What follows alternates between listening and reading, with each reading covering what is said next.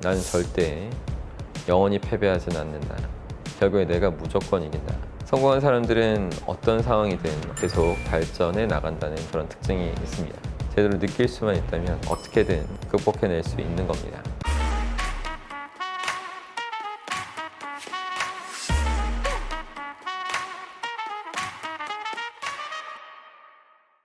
안녕하십니까, 여러분의 심리 멘토 박승입니다. 제가 성공한 사람들을 연구하고 실제로 만나면서 느낀 게 있어요. 결국 성공하는 사람들은 한 가지 공통점이 있었습니다. 인생을 살아가면서 세상을 느끼는 그 농도가 아주 진했다는 거예요. 저는 항상 세상을 느끼는 자의 것이다 이렇게 말하는데, 성공한 사람들은 어떤 상황이든 어떤 조건에 서건 중요한 가치를 제대로 느끼면서 계속 발전해 나간다는 그런 특징이 있습니다. 지금 이게 어떤 말인지 잘 이해되지 않을 수 있는데, 알리바바 창업자인 마윈의 이야기를 들으면 쉽게 이해하실 수 있을 거예요. 마윈이 어린 시절 학교를 다니다가 어느 날 영어 선생님이 앞으로 영어를 못하는 사람은 사회생활 하기가 힘들 거다 이런 얘기를 해준 겁니다. 그때 영어가 얼마나 중요해질 것인가. 다른 아이들은 뭐 잘 느끼지 못했겠죠. 근데 마윈은 달랐습니다. 영어의 가치를 느끼고 어떻게 하면 영어를 더 잘할 수 있을까 계속 고민하기 시작했어요.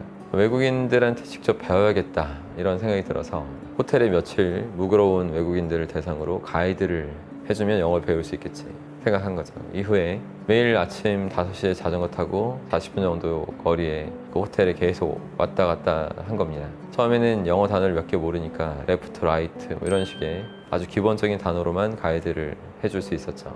마윈이 무료로 가이드 해줬기 때문에 마윈에게 가이드를 맡기는 외국인들이 종종 있었다고 합니다. 그렇게 9년을 무료로 가이드 해주면서 마윈의 영어 실력은 누구도 따라오지 못할 만큼 월등해졌다고 해요. 그때 외국인들을 만나면서 생각이 더 뭔가 넓어지는 그런 것도 있었죠. 마윈은 영어 선생님의 말을 흘려듣지 않고 제대로 가치를 느끼려고 노력한 결과로 독보적인 영어 실력을 얻을 수 있었던 겁니다. 이것 말고도 마윈의 다른 경험들도 많아요. 마윈이 고등학교 졸업하고 이제 대학을 가려고 했는데 수학 점수가 1점이 나와서 대학을 탈락했다고 합니다. 당시 수학 선생님한테 꼬증을 많이 들어서 이제 수학 공부를 안 했다고 했어요.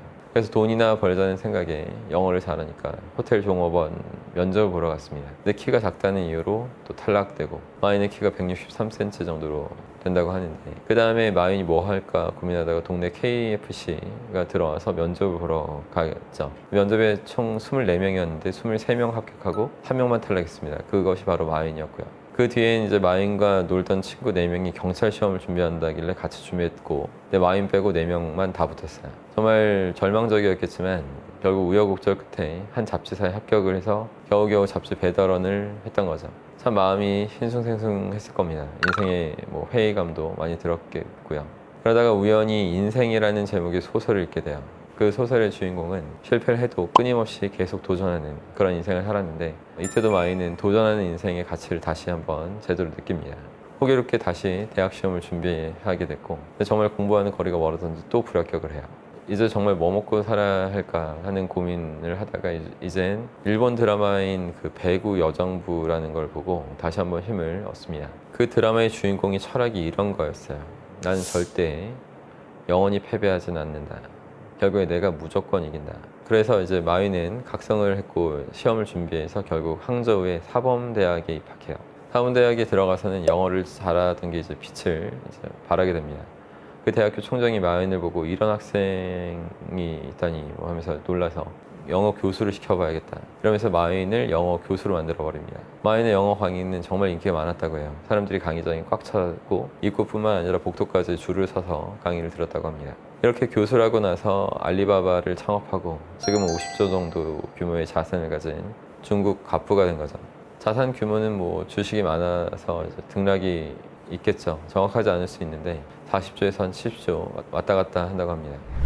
이제 여러분들도 제가 왜 세상을 느끼는 자의 것이다 라고 하는지 잘 아셨을 거라고 믿습니다. 같은 강의를 듣더라도 어떻게 느끼느냐에 따라서 그 사람의 인생이 달라지고, 아무리 어려운 환경일지라도 그 안에서 책이나 스승의 가르침을 통해 제대로 느낄 수만 있다면 어떻게든 극복해낼 수 있는 겁니다.